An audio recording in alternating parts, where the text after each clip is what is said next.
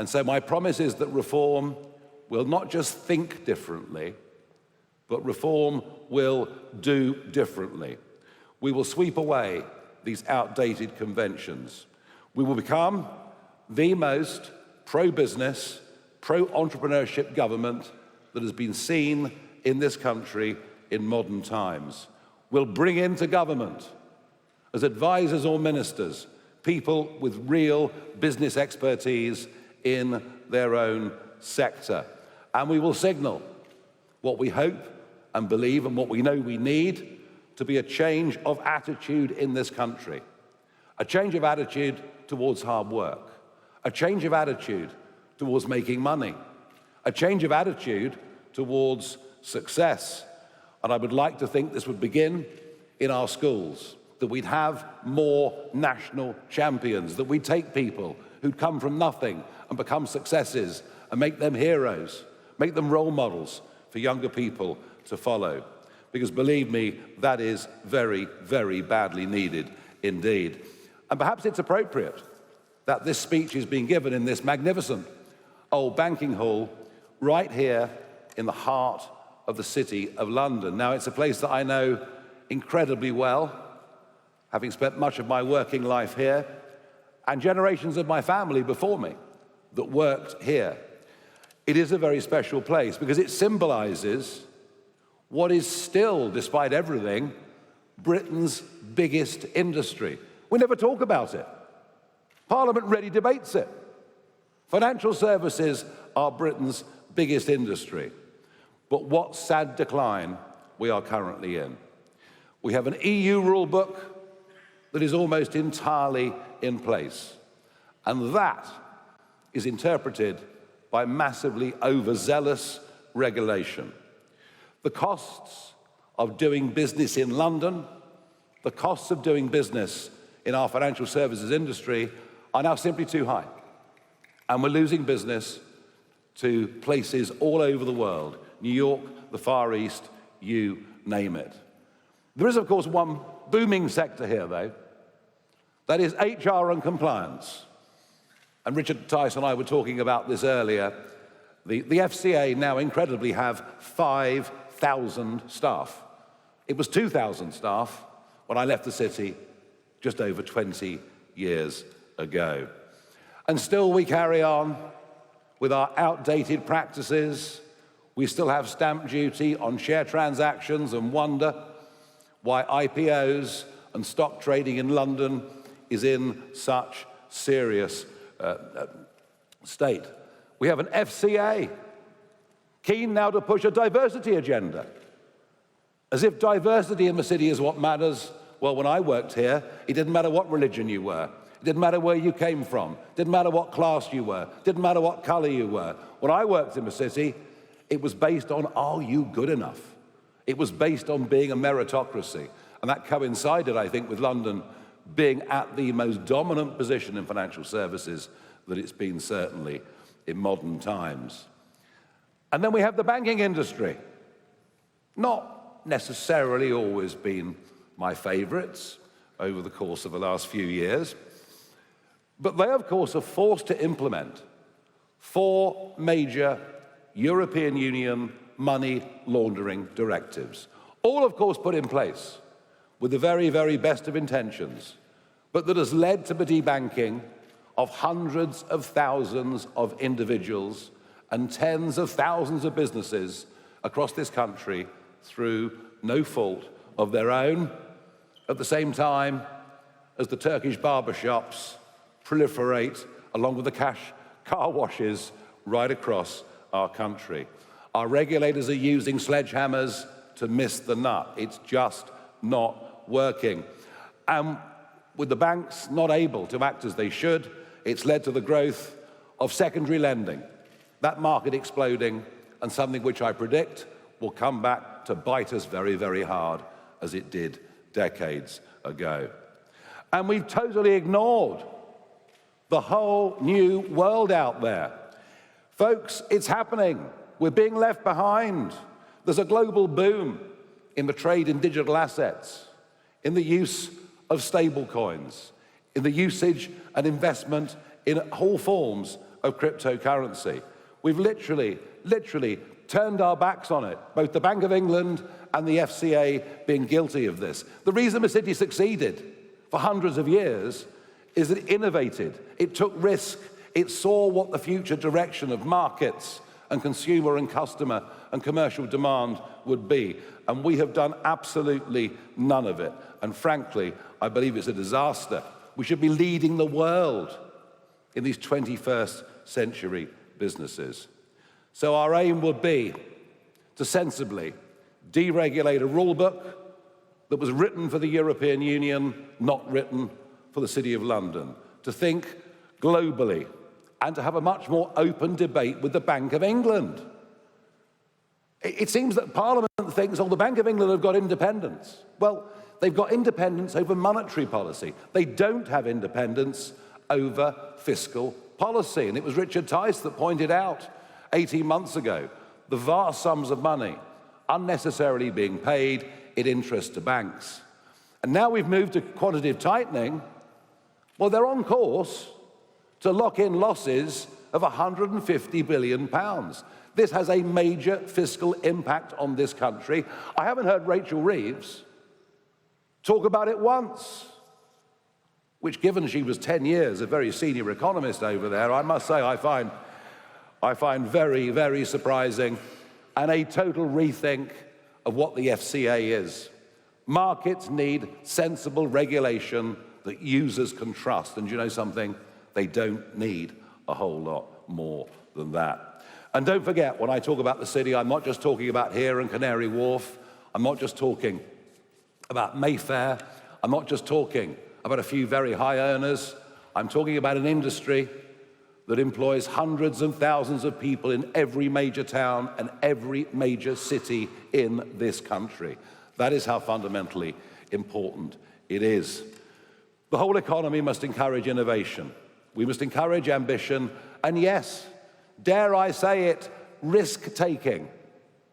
Free markets work because people take risks.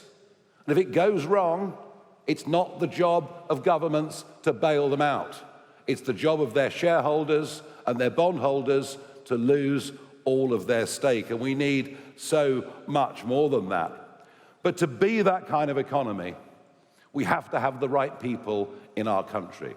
That breed of people that will take astonishing risk. That breed of people who'll give up their lives dedicated to a particular project that they wish to succeed. And the numbers on that aren't looking very good. The exodus is real.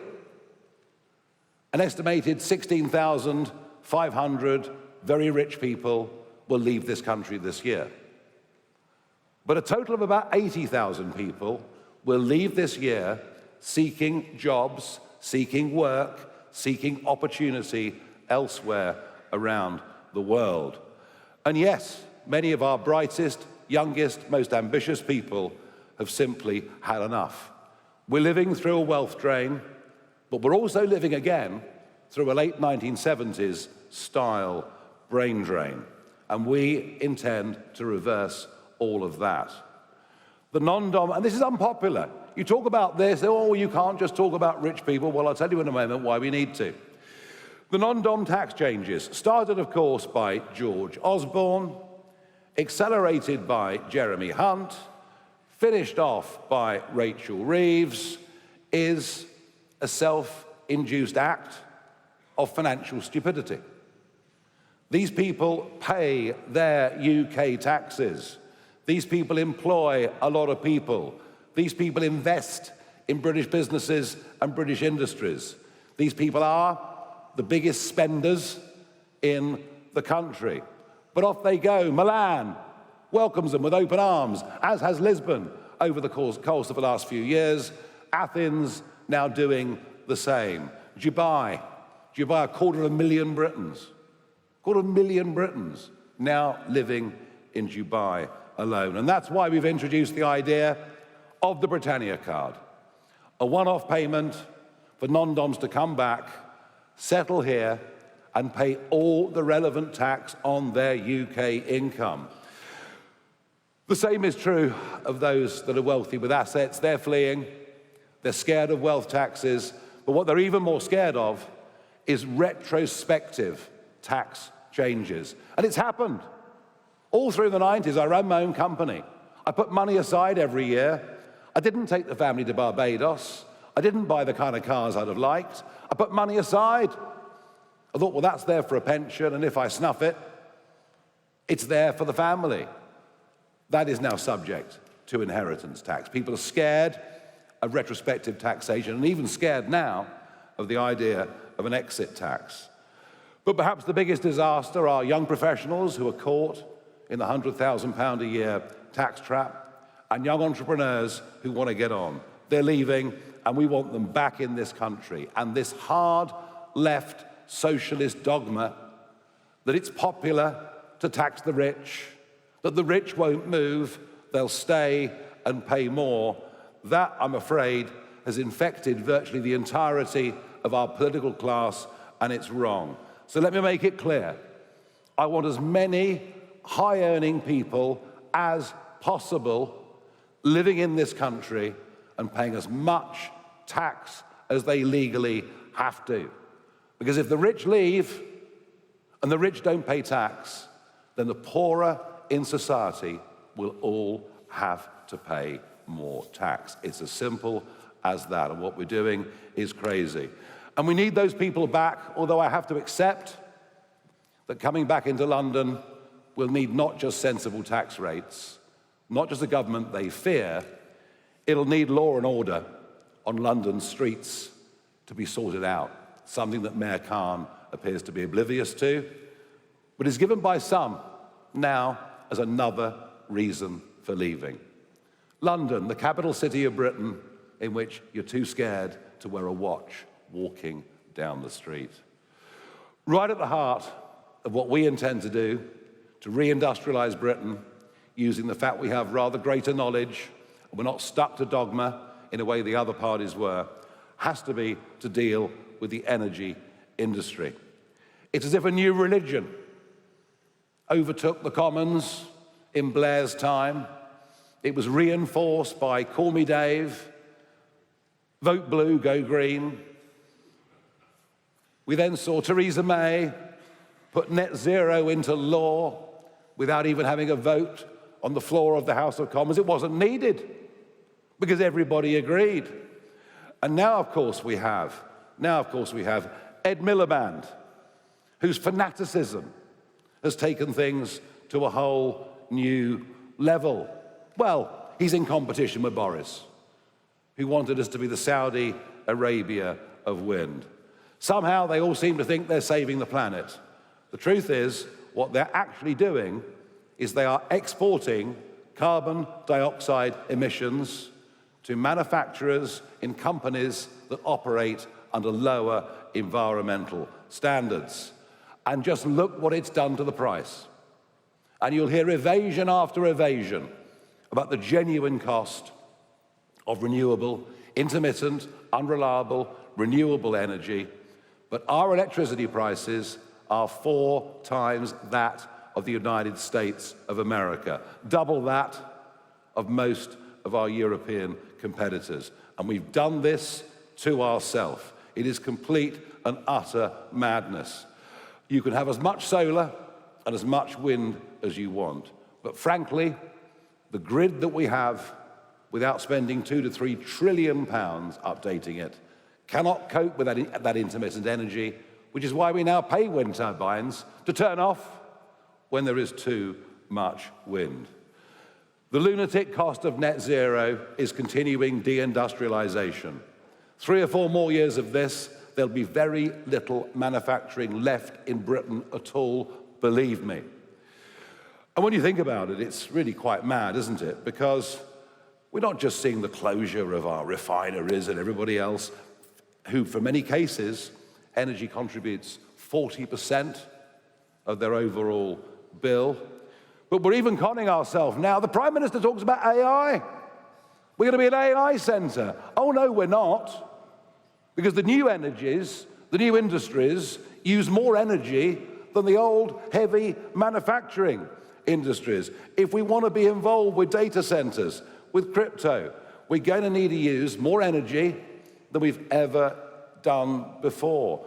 And even with this massive amount of expenditure that we've put through subsidy and much else into wind, for example, there were days in January this year when we were importing 25% of our energy, and it was coming from Norway, across the other side of the North Sea, and it was coming from Belgium and from Holland. At some point on the current course, energy won't just be expensive, but the lights actually will go out. So we will scrap all net zero subsidies. We will bring down the cost of energy. We will get rid of the insane North Sea taxes put on by Jeremy Hunt and then a bit added on the top by Rachel Reeves.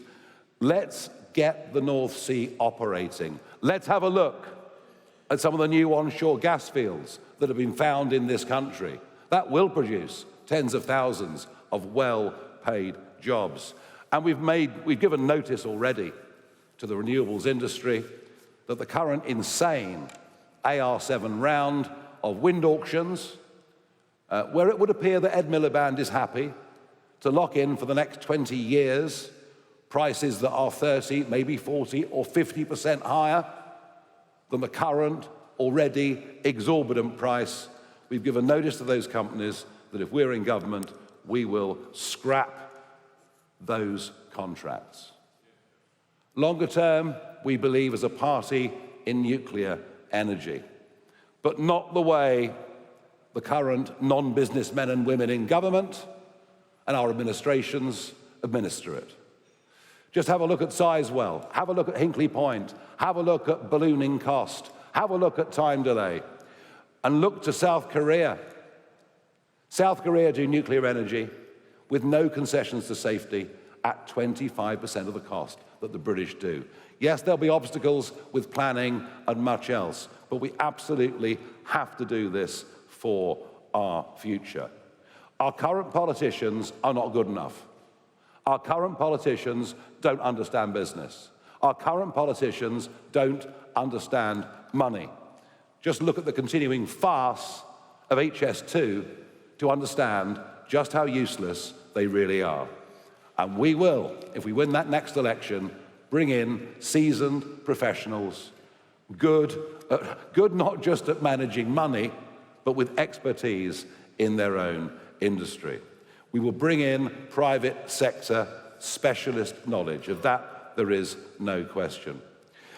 And generally on business, and I saw this in Brussels, and I'm seeing this too in Westminster, that government only listens to big business.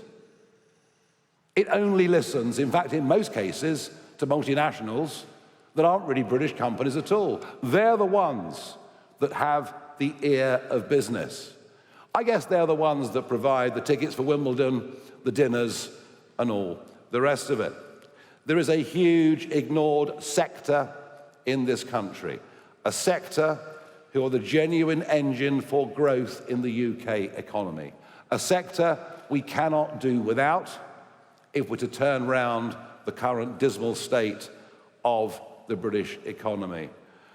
They are rarely talked about. They are ignored, but they are put upon. Just think of the 30% increase that Mr. Hunt brought in for corporation tax, stifling reinvestment. Just think of this government saying their annual returns now must be quarterly returns with added bureaucracy and added costs. Yet the completely forgotten part of the British economy are the 5.6 million men and women that run small businesses, act as directors, or organize their lives as sole traders. They feel unwanted in almost every single way, and yet they're really important. 60% of employment in the private sector is provided by those 5.6 million small companies. They've been hammered by national insurance rules over the course of the last year, especially those working in hospitality and sectors such as that. And they are embattled by IR35 regulations designed by the Treasury and weak Conservative chancellors who assume that everyone out there who isn't working for a big firm is some kind of crook. Well, I'm sorry, but the IR35 rules are ridiculous. They're stifling innovation. They even drive some in their 50s just to throw their hands up and go into early retirement. We will be the party of small business. We will be the party of risk takers. And look, there is a fundamental, I think, misunderstanding in many, many ways about what business really is. It's as if, well, you're either for business in politics or you're for the worker in politics. It is a fundamental misunderstanding, frankly, at every level. Thriving businesses are good for their employees. And something that I don't think anybody on the front benches would even understand is that small businesses very often treat their employees as well as they would treat their own family. You know, I went through times of having to pay monthly payroll when my staff were earning a lot more than I was. But I wouldn't for a minute want to jettison any single one of them, but hold tight and wait for better times. And we are on the side of working people. We are the party of Alarm Clock Britain. And we want people who are out there working to be genuinely better off working than they are on a whole range of benefits. And it's perhaps on benefits as much as anything else that I was keen to do this speech today. There seem to have been several misunderstandings as to where reform stands on benefits, as if we are the party that will throw around the money like confetti, based, I think, around my comments on the two-child cap and removing it. Now, no one actually listened to what I said. I mean, this happens, I know. But what I said was, we should remove the two-child cap for British working couples. And what I meant by that is for lower-paid couples who are both working, the cost of childcare is exorbitant. It's a disincentive for having more children. It's a disincentive for going out to work. And so I thought a tax credit for a couple where both were working was actually a very, very pro-family policy in every single way. We have already announced cuts to welfare spending, but no one seems to have noticed. So let me use this opportunity to reiterate where we are this morning. My colleague Lee Anderson and Zia Youssef did a press conference earlier on this week dealing specifically with PIP claims, saying that we would take away claims from people who were on PIP for non-major anxiety. That policy alone, given the daily, weekly, monthly rate of new sign-ons, that policy alone would save us $9 billion a year by 2029 under current predictions. And in fact, all disability claims will have to be dealt with in person. All disability claims will have to be reassessed. There'll be no more Zoom, 5 or 10 minutes on a Zoom, and be signed off with some sort of malady. And there'll be no more family GP feeling pressured into signing people off. It'll all be done by independent third party. And you don't think this matters? Well, just think about this. There has been a 50% increase in disability claims in Britain over the course of the last 5 years. We are over-diagnosing many of these things, and in doing so, throwing young British people onto a scrap heap marked victim and replacing what they could be doing by cheap imported foreign labor. It is madness, and I would further point to the Boris wave. Indefinite leave to remain that begins to kick in very, very shortly for 1 million or more people who are in this country who will be able to claim benefits for the whole of their lives and to bring in dependents as well. There are some think tanks that estimate this particular cohort could cost up to £200 billion over the course of their lifetime. So in terms of benefit cuts, I think we've just proposed the biggest benefit cuts you've probably ever heard any government do, and I will make this absolute promise. We will substantially cut the benefits bill. We will reduce the size of the public sector. We will look, as we've already started, at public sector pensions, which are a massive liability, and from the early work that Richard has done, we can see these funds are paying fees that are way out of line for what should be appropriate and being badly mismanaged. On the cost of living, we will cut people's energy bills. Now, Keir Starmer said he'd cut them by £300. They're up £285.